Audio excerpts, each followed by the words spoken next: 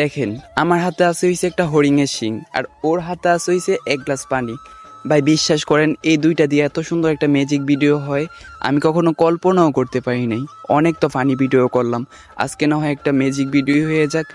তো দেখতে থাকেন, ফুল ভিডিও না দেখলে বুঝবেন না ম্যাজিকটা। হ্যাঁ, তো আমি এই হরিণের শিংটা আমি এখন এই গ্লাসের ভিতরে দিলাম, কিছু হইছে হয় নাই।